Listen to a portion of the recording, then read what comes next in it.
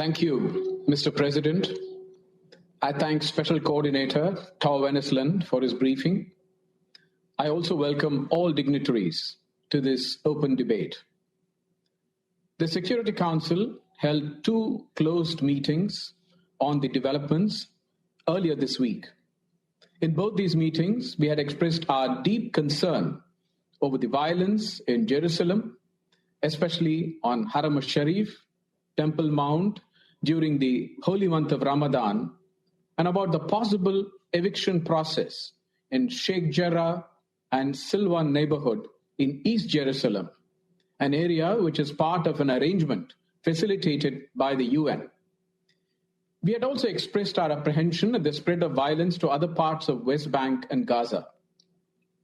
Today's open debate has been necessitated by the continuing violence which began in East Jerusalem a week back and is now threatening to spiral out of control.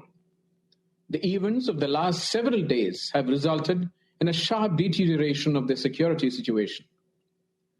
The indiscriminate rocket firings from Gaza targeting the civilian population in Israel, which we condemn, and the retaliatory strikes into Gaza have caused immense suffering and resulted in deaths, including women and children.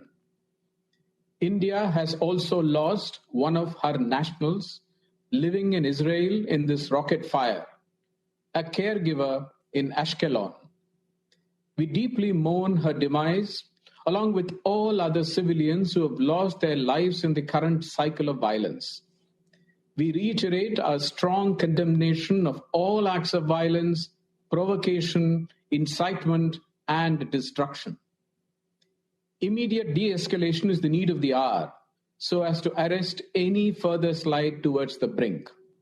We urge both sides to show extreme restraint, desist from actions that exacerbate tensions, and refrain from attempts to unilaterally change the existing status quo, including in East Jerusalem and its neighborhood. Jerusalem has a special place in the hearts of millions of Indians who visit the city every year.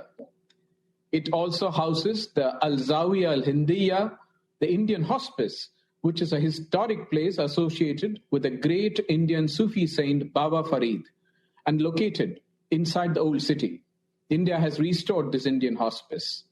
The historic status quo at the holy places of Jerusalem, including the Haram al-Sharif Temple Mount, must be respected.